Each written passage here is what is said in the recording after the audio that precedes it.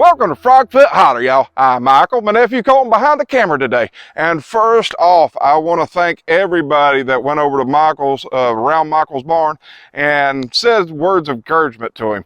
Man, y'all are great. I may be a small channel, but man, y'all got some big hearts. All my subscribers, thank you. All right, so we're out in my garden today and we're doing kind of a walk around with how plants were affected during the frost. But first, we're going to start with my squash experiment. Squishy squash, squash, squash, squishy squash. All right, so we're going to be starting with my squash experiment. Now, y'all can see over here, this is the hill method. And, well, I have green still on them. So I can actually baby these back to life. Now, some of them performed a little bit better than others, but I believe I can actually save all four of these. Now, over here were the ones that were underneath the buckets. As y'all can see, got some frost damage to them a little bit, but not too bad. They can be saved, no problems at all. So the ice cream buckets worked very well on these. Now, remember, the smaller the plant, the better the ice cream buckets work. My nephew's moving like over here and over there and over there and over there and over there and over there, so I'm having to keep up with him, y'all. But as y'all can see, they worked out pretty well. Now we're going to go over here to the tent method, or the greenhouse method. Now remember, those are like the top of the doghouse right here, and then plastic sheeting over the top. And as you can see, they are alive. They got some wear to them, but they are surviving. So that worked out pretty well too. Now, these two right here, one right there, one right here, were just insulated by these bricks right here. And, well, they work to a certain degree also. So I'm going to be able to save those. Now, these two right here, y'all. Look at these two. Perfect. No frost damage, nothing. Those two were actually the two that I used firewood for insulation for the frost. I don't know it don't make sense, y'all. It just don't make sense. The only thing I can figure is the firewood actually absorbed any moisture that would be touching the plants themselves and causing frost damage. That's the only excuse I can make. I mean, there's air holes. It should have caused frost damage somehow, but hey, I'm going to experiment again next year with firewood to back up my findings this year. But dang, right now, I ain't got no complaints. All right, so these two right here were the two that were covered up by the clear plastic tote bin. And as you can see, they got a little bit of wear to them, a little bit of frost damage, but nothing too bad. So these are doing really well also. So which ones are the winners? Which method, if I'm going to do it again, would I do again? If I had to rate these from number 1 to number 2 to number 10, well, I didn't have 10 methods, so number 7, I'm going to have to say the firewood was the best, y'all. Now, the firewood took the most time in building the firewood around the plant itself. But once I built that firewood up around the plant and put a covered roof over it with firewood, I didn't take it off. Other than just to look at it every now and then, I left it exactly how y'all saw it, and it worked. So I would have to say the ease of it, once you get built, is great. However, if you got more than, say, 5 plants, I don't know if I'd do that. That's a lot of firewood. But it is definitely one to think about. But number 1, all time, my favorite, is going to be the clear plastic totes. They did the best, I believe, and I believe if I would have had a clear tote for each of these plants so the leaves weren't touching the edge of the plastic, I believe I wouldn't have had any damage at all to them. So, number 1, clear plastic tote. Easy setup, easy to deal with during the day. Number 2, the firewood. Again, I am totally shocked by this, y'all. I thought for sure I was losing those 2 plants for sure. But the firewood did an excellent job insulating. Number 3 would be the plastic covered. The shower curtain I used to cover the 4 plants. It covers the most at one swap, and you really don't have to do too much to it except when it's really hot outside, pull back the curtain some. Number 3, well, that was number 3 already. Number 4, y'all. Number 4 would be the ice cream buckets. Now, they're great, like I said, for real small plants, but my plants were a little bit bigger than I should have put them on. So the smaller the plant, the better.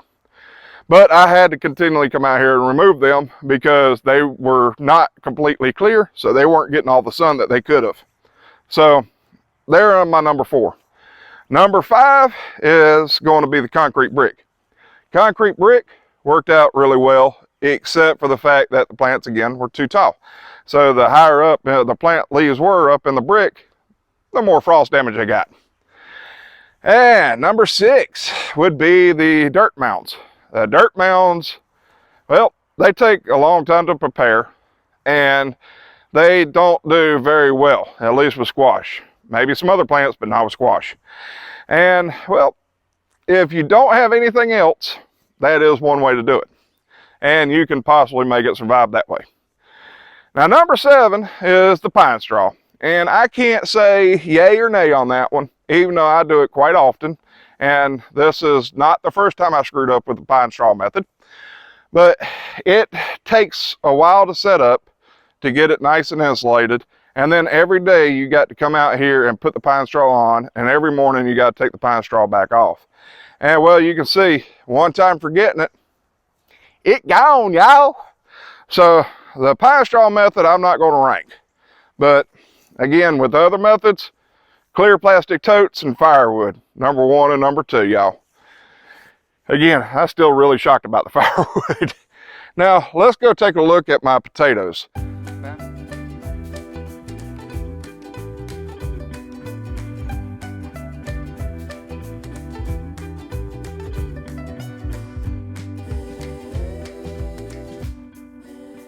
Y'all ever heard that song, A Country Boy Will Survive? Yeah, this song is called A Country Tater Will Survive, y'all. All right, so we're over here in my tater rows, and as y'all can see, they took some damage the other day. Now, the temperatures got down to 26 degrees, and we got a pretty good old frost on them. So as y'all can see, there's dead leaves there, there's brown leaves, and well, yeah, I knew it was coming, y'all.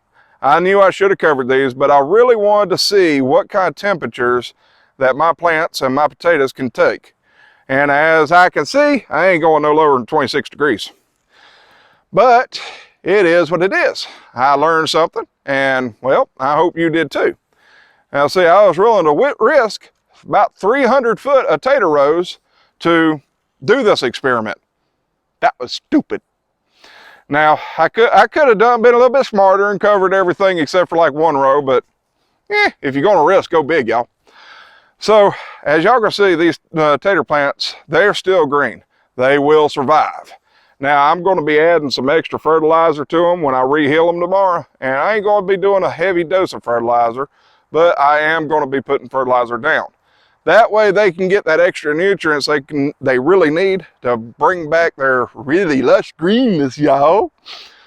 So the one thing about frost damage, a lot of people look at the frost damage the day after and they go, oh, well, the plant's green, it's going to survive, there's a few dead leaves. Problem is with frost is it can actually take a couple of days to see the true damage that's in that plant. So when you look at your plants and you say, all right, they're going to be good, take a look at them a couple of days later too, because you never know. Now with frost damage and fertilizer, well, that don't mix too well because, well, frost stresses the plants out, and actually a heavy dose of fertilizer can stress the plants out. So 2 stresses ain't good. So this fertilizer I'm going to put down is going to be a light dose, and it's just going to be enough to give them what they need. Now, my fig trees. That's a fig of a different color, y'all. Let's go take a look at what the frost did to them.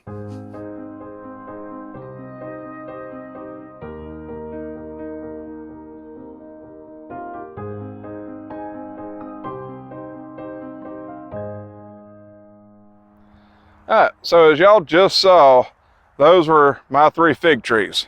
This one right here had the most growth on it. And well, as you can see, It's all dead. Everything is dead. Now, does that mean my fig tree is dead?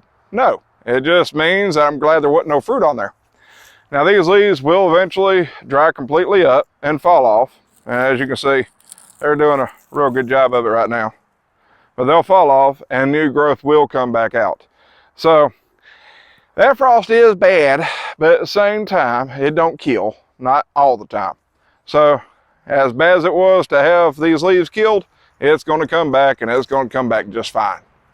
So here's something else. I have a pear tree and it had pears on it. Let's go see what happened to it. All right, y'all, we're over here at my pear tree. See my pear tree, it's so pretty. All right, this pear is literally about 100 foot away from my fig trees.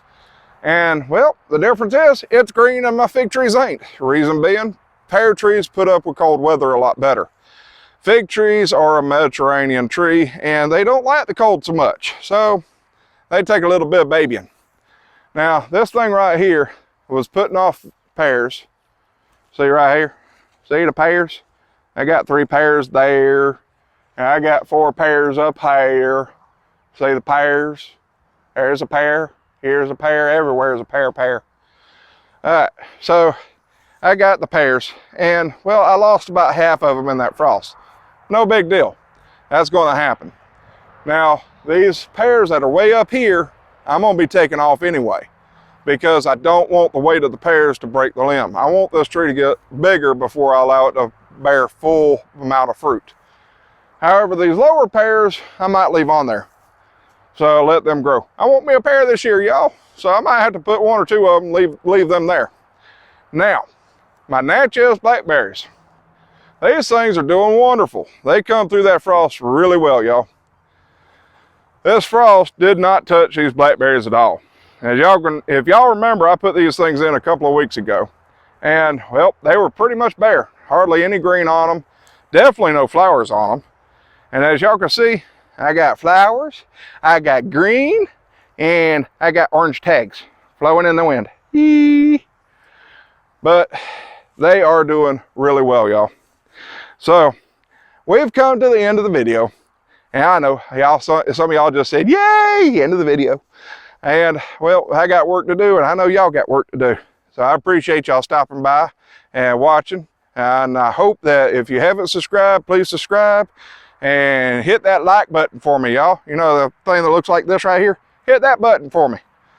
That's been Michael with Frogfoot Holler. Y'all have a froggy day.